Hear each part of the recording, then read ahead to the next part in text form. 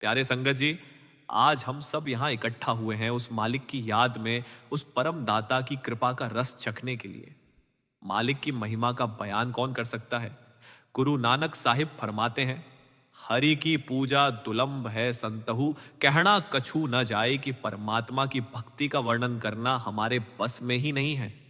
भक्ति तो जीवन का वह अमृत है जो जिसको मिल जाए उसके जीवन की दिशा ही बदल जाती है। पर समस्या यह है कि भक्ति हम करते तो हैं, पर मालिक की भक्ति नहीं करते। कोई बेटा बेटियों की भक्ति में लगा है, कोई धन दौलत की पूजा कर रहा है, कोई नाम यश ऊंचे पद और हुकूमत में सुख ढूंढ रहा है। महात्मा समझाते हैं कि जब तक हमारा दिल इन अस्थाई वस्तुओं में उलझा रहेगा, तब तक हम कभी भी स्थायी सुख, स्थायी शांति प्राप्त नहीं कर सकते। गुरु कहें, खोल कर भाई, लख शब्द अनाहद जाइए। यह श्री हुजूर स्वामी जी महाराज की वाणी है। इस वाणी में महात्माओं की उस शिक्षाओं का सार छिपा हुआ है जो वे हर युग, हर समय और हर देश में आकर जगत को समझाते हैं। संत मत की सबसे बड़ी खूबसूरती यही है कि यह किसी एक मजहब या जाति की थाती नहीं, बल्कि यह तो उस परमात्मा की तलाश करने वाले हर जीव के लिए एक मार्गदर्शन है। संत महात्माओं का संदेश किसी एक कौम के लिए नहीं होता, उनका संदेश संपूर्ण मानवता के लिए होता है। उन्होंने कभी किसी जाति, पंथ या धर्म को बढ़ाने के लिए जन्म नहीं लिया। न वे कभी इस दुनिया में तलवारें बांटने आते हैं, न वे हमारी मान बढ़ाई बढ़ाने आते हैं। वे तो सिर्फ इतना करने आते हैं कि हमें उस परमात्मा की याद दिला दें, हमें मन और माया के बंधनों से मुक्त करा दें और अपनी रूह को उसके असली घर तक पहुंचा दें। लेकिन दुनिया का स्वभाव बड़ा अजीब है। महात्माओं के जाने के बाद यह जीव बाहरी कर्मकांडों में उलझ जाता है। जिन उपदेशों से हमें आत्मा की उड़ान मिल सकती थी, जिनसे हमें घर का रास्ता मिल सकता था, उन्हीं उपदेशों को हम छोटी छोटी सीमाओं में बांट देते हैं। उन्हें जातियों में, धर्मों में, कौमों और मुल्कों में बांटकर एक दूसरे से लड़ना शुरू कर देते हैं। महात्माओं के प्रेम और एकता के संदेश को हम मानव कमजोरी, स्वार्थ, लालच और अज्ञानता के कारण छोटी छोटी तिजोरियों में कैद कर देते हैं। कोई अपने पेट के लिए ऐसा करता है, कोई रोजगार के लिए, कोई मान बढ़ाई के लिए। लेकिन ये हम उन मालिक के भक्तों के साथ क्या बेइंसाफी कर रहे हैं, जिन लोगों ने अपना जीवन तपस्या, त्याग और प्रेम में गुजार कर हमें परमात्मा की ओर मोड़ा। उन्हीं के उपदेशों से हम अपनी सीमाएं बना लेते हैं। अगर हम किसी भी महात्मा की वाणी को निष्पक्ष मन से पढ़ें, किसी भी संत के अनुभव को दिल से खोजें, तो हम देखते हैं कि हर महात्मा एक ही बात कहता है, प्रेम की बात, सच की बात, आत्मा और परमात्मा के मिलाप की बात। हर महात्मा समझाता है कि यह सारा संसार अपने आप नहीं चल रहा। चाहे इसे प्रकृति कहो, चाहे ब्रह्मांड, चाहे कुदरत, चाहे संसार, सब किसी एक सत्ता के आदेश से चल रहा है। वह सत्ता कौन है? वही परमात्मा, वही अकाल पुरुष, वही राम, वही अल्लाह, वही वाहेगुरु, वही प्रभु। हमने उसे अपने अपने प्रेम और संस्कृति के अनुसार हजारों नाम दिए हैं, पर सत्ता एक ही है। सारी सृष्टि उसी के हुक्म से चल रही है। सूरज निकलता है, चांद चमकता है, तारे टिमटिमाते हैं, हवा बहती है, पानी बरसता है। यह सब अपने आप नहीं हो रहा। हर एक कण उसी आदेश पर नाच रहा है। उसी की शक्ति से इस दुनिया में रौनक है और उसी की शक्ति से हमारी आत्मा भी जीवित है। महात्मा फरमाते हैं कि हमारी आत्मा उस परमात्मा का अंश है। कबीर साहिब ने कहा, कबीरा आत्म अंश राम की, यानी आत्मा राम अर्थात परमात्मा का अंश है। गुरु नानक साहिब कहते हैं, आत्म मही रामू, राम मही आत्मू, कि परमात्मा हमारे अंदर है और हम परमात्मा के अंदर हैं। यह अनुभव हमें तभी होता है जब हम गुरुमुखों के उपदेश पर चलें, जब हम अपने भीतर उतरें, जब हम पुण्य और पाप के खेल, बाहरी कर्म कांड और दुनिया की भीड़ से ऊपर उठ जाए और अंदर जाने का रास्ता ढूंढे। लेकिन जीव संसार में आकर मन माया में फंस गया है। मन विषय विकारों का आशिक है। इंद्रियों के भोग, शराब कबाब, क्रोध द्वेष, मान बढ़ाई, इन सब का शौकीन यह मन हमारी आत्मा को भी उसी दौड़ में लगा देता है। आत्मा शांति चाहती है, लेकिन मन और इंद्रियों की दौड़ में वह उसी दिशा में भागती जाती है। और जो कर्म हम मन की अधीनता में रहते हुए करते हैं, चाहे अच्छे हों या बुरे, उनका फल हमें भुगतना पड़ता है। इसीलिए ऋषियों मुनियों ने इस दुनिया को कर्म भूमि कहा है। गुरु नानक साहिब इसको कर्मा संडड़ा खेत कहकर समझाते हैं कि यहाँ हर एक कर्म बीज की तरह डाला जाता है और हमें उसका फल काटना ही पड़ता है। अगर हम मिर्च का बीज बोते हैं तो मिर्च ही काटेंगे, आम लगाते हैं तो आम ही पाएंगे। स्वामी जी महाराज समझाते हैं, क्रम जो जो करेगा तू, वही फिर भोगना भरना। अच्छे कर्म करेंगे तो अच्छे भोग, बुरे करेंगे तो बुरे भोग। लेकिन सुख सुख में भी मुक्ति नहीं और दुख दुख में भी मुक्ति नहीं।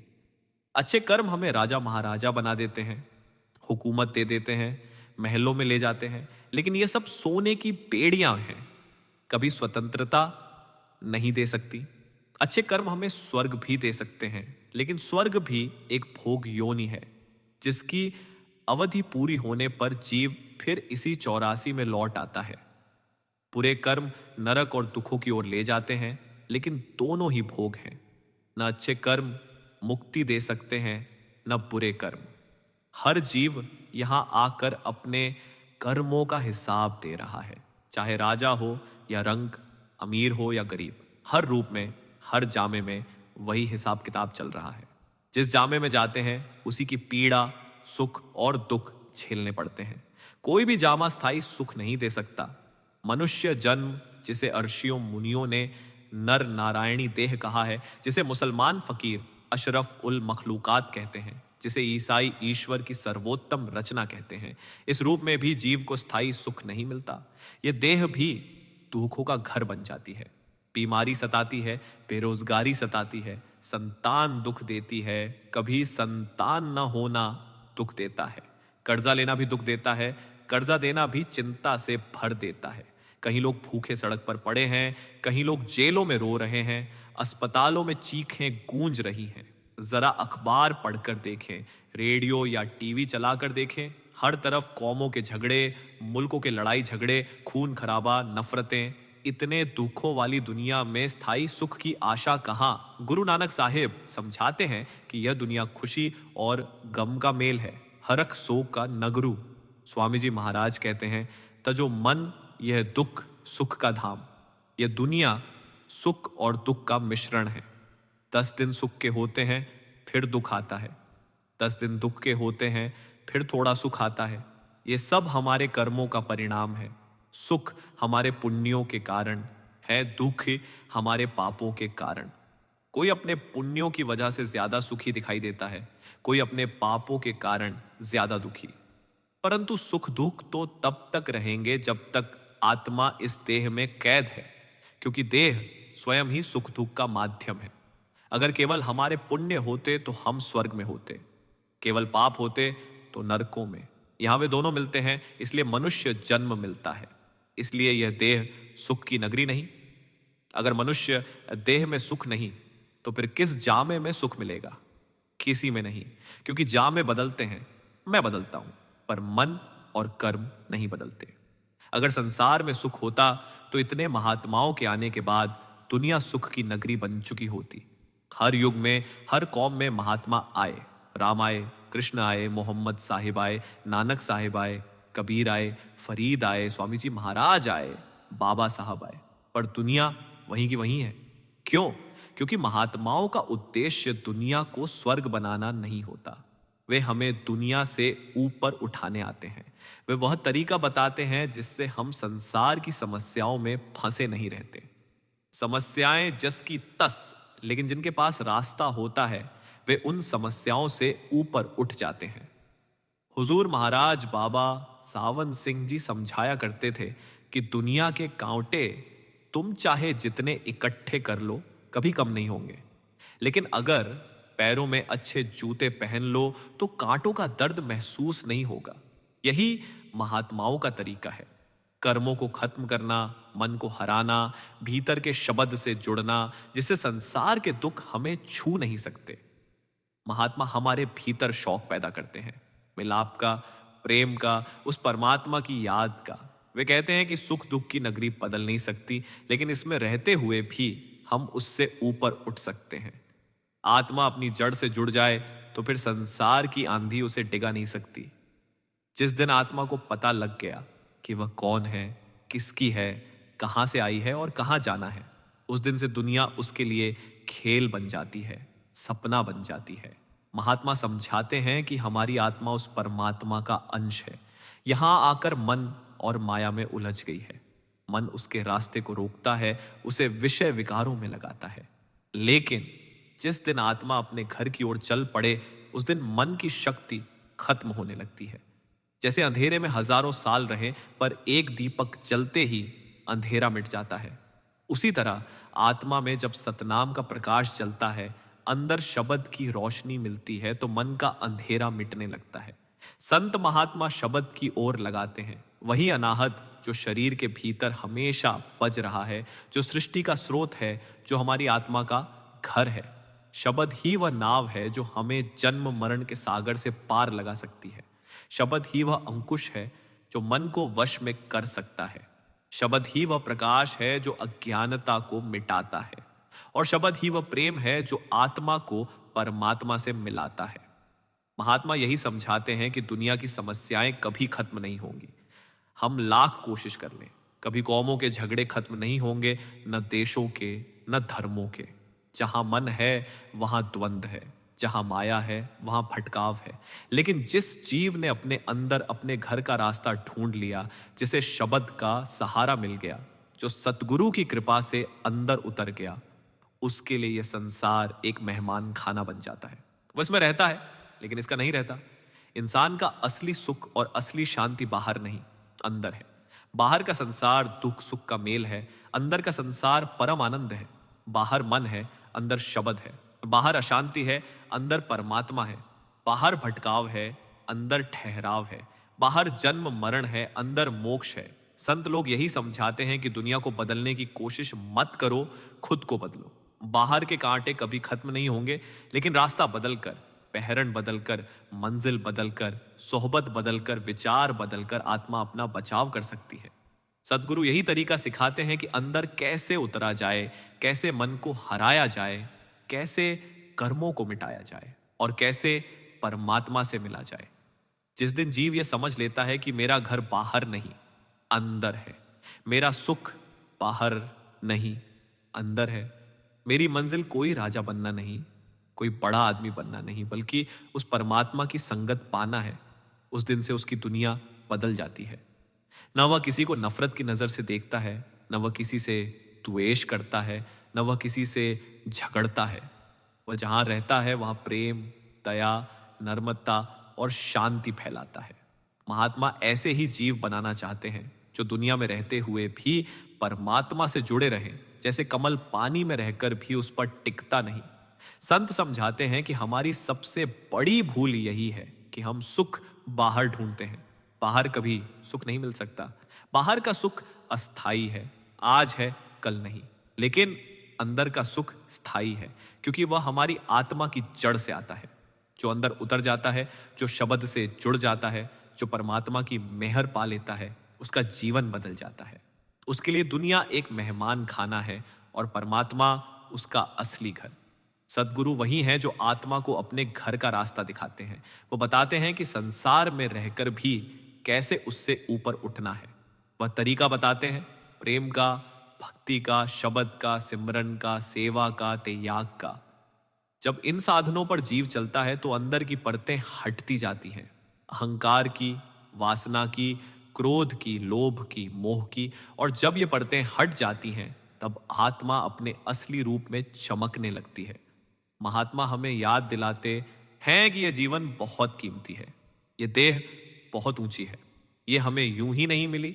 इस देह का उद्देश्य खाना पीना, कमाना, सोना, झगड़ना, बुढ़ाना और मर जाना नहीं है। यह देह इसलिए मिली है कि हम परमात्मा से मिले। अगर इस देह में रहते हुए भी परमात्मा से न मिले तो अगला जन्म किस जामे में मिलेगा, कौन जानता है। इस देह का हर पल कीमती है, इसलिए महात्मा हमें कहते हैं कि समय निकल रहा है, जीवन घट रहा है, सांसें गिनती की हैं, कोई भी वक्त अंतिम हो सकता है। इसलिए जो काम सबसे जरूरी है उसे पहले करना चाहिए, और वह काम है परमात्मा को पाना, भीतर उतरना, शब्द से जुड़ना, सतगुरु की कृपा से मिलता हुआ वह आंतरिक प्रकाश देखना, वह अनाहत नाद सुनना जो हमें अपने घर तक ले जा सकता है। यह संसार सुख की नगरी नहीं, रास्ते की नगरी है। मंजिल तो हमारे भीतर है, और जब तक मंजिल तक न पहुंच जाए चैन नहीं मिलता। आत्मा का चयन परमात्मा में है, आत्मा की शांति परम पिता में है। आत्मा की मंजिल सतलोक है, जहां से वह आई है और जहां उसे लौटना है। संत महात्मा यही संदेश देते हैं, प्रेम करो, भीतर जाओ, शब्द से जुड़ो, कर्मों को खत्म करो, मन को हराओ और परमात्मा तक पहुंचो। दुनिया की हर चीज प्यारी लगती है जब तक सब कुछ ठीक है, पर जैसे ही हालात पलटते हैं वही चीजें दुख का कारण बन जाती हैं।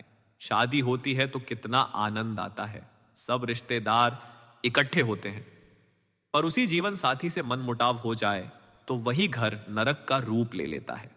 बच्चे पैदा होते हैं तो कितनी खुशियां मनती हैं, परंतु वही संतान अगर अवज्ञाकारी हो जाए या बीमार पड़ जाए या मालिक वापस बुला ले तो देखो वही संतान कितना दुख दे देती है। धन आता है तो दिल खुश होता है, पर उसे कमाने में, रखने में, बचाने में कितनी चिंताएं हैं। कभी डॉक्टरों की फीस में निकल जाता है, कभी मुकदमों में, कभी दुर्घटना में। हुकूमत का नशा भी मिलता है, लोग जय जयकार करते हैं, पर इतिहास गवाह है कि वही लोग कल को पत्थर भी मारते हैं, वही नेता जेलों में डाल दिए जाते हैं। संसार का कोई सुख स्थायी नहीं। जब तक हमारी लिव मालिक से जुड़ी है तब तक ही थोड़ी बहुत शांति है। जैसे पिता की उंगली पकड़कर बाजार में घूमता बच्चा हर चीज को सुंदर समझता है, पर जैसे ही पिता की उंगली छूट जाए वही बच्चा रोना शुरू कर देता है। बाजार तो वही है, चीजें वही हैं, बदल गया सिर्फ सहारा। हमारा असली सहारा कौन है? वह अकाल पुरुष, परमात्मा, मालिक, सतपुरुष। जब उस मालिक की उंगली छूट जाती है, यानी जब उससे ध्यान हटकर संसार में लगता है, तो मन बेचैन हो जाता है, दुखों का सिलसिला शुरू हो जाता है। गुरु नानक साहिब फरमाते हैं, फिर सच्चे ते सदा सुहांगणी की जब आत्मा उस सच्चे पति परमात्मा तक पहुंच जाती है तब वह हमेशा के लिए सुहागिन हो जाती है। जन्म मरण के दुखों से छुटकारा मिल जाता है। पर समस्या यह है कि हम हजारों युक्तियों से अपनी अपनी बुद्धि के अनुसार उस मालिक की खोज करते हैं। कोई जप तप करता है, कोई दान पुण्य करता है, कोई तीर्थों की यात्रा करता है, कोई मंदिर मस्जिदों के चक्कर लगाता है। पर स्वामी जी महाराज समझाते हैं कि भाई, इन सब से उस परम सत्य का मिलना संभव नहीं। सिर्फ एक ही तरीका है, उस अनहद शब्द की खोज, उस नाम की कमाई। जिस नाम की महिमा महात्मा करते हैं वह कोई बोलने वाला नाम नहीं, वह नाम है जिसे ना आंख देखा सकती है, ना कान सुन सकते हैं, ना जीभ बोल सकती है। वह तो भीतर अनुभव होने वाली हकीकत है, जिसको गुरु नानक साहिब अखी बाजहू वेखना, विणु करना सुनना कहकर समझाते हैं। जिसको पाने के लिए मनुष्य को जीते जी मरना पड़ता है, 9 द्वारों के बाहर निकलकर ध्यान को आंखों के पीछे टिकाकर भीतर उस अनहद धुन के साथ सूरत को जोड़ना पड़ता है। यही मूतो कबलंत मूतु, मरने से पहले मरना, जिसकी घोषणा फकीर करते हैं। यही रोज मरता हूं ईसा मसीह कहते हैं। यही जिस मरने से जग डरे सो मेरे आनंद कबीर साहिब कहते हैं। ये सब उसी एक प्रक्रिया को इशारा करते हैं, भीतर शब्द से जुड़ने की प्रक्रिया। संसार में जितने भी धर्म हैं उनकी बाहरी रीति रिवाज चाहे अलग हो, पर रूहानियत की जड़ एक ही है। शब्द, नाम, वाणी, नाद, सुरत, शब्द। किसी ने उसे आकाशवाणी कहा, किसी ने राम नाम, किसी ने कलमा, किसी ने लोगोस, किसी ने नक्श, किसी ने हुक्म। लफ्ज बदलते हैं, मजहब बदलते हैं, पर हकीकत वही रहती है। अंदर बजने वाला वह अनहद शब्द ही मालिक का सच्चा नाम है। वह नाम सदियों से है, अनादि से है। वर्णात्मक नाम तो समय के साथ बदलते आए, कभी राम, कभी कृष्ण, कभी अल्लाह, कभी वाहिगुरु, कभी राधा स्वामी, पर सच्चा नाम वह नहीं। वह तो अनलिखित, अनबोला, अनसुना है, जिसको पकड़कर आत्मा परमात्मा तक पहुंचती है। महात्मा समझाते हैं कि लफ्जों में फंसकर वाद विवाद न करें। लफ्ज तो साधन है, असली बात है भीतर उस नाम की कमाई। ये शरीर एक किला है, इस किले के भीतर वह शब्द लगातार गूंज रहा है। जिस दिन हमारी सूरत उस शब्द से जुड़ जाएगी, उसी दिन संसार का डर, चिंता, दुख, मोह सब खत्म हो जाएगा। आत्मा अपनी मूल जगह पहुंच जाएगी। यही मुक्ति है, यही शांति है, यही असली सुख है।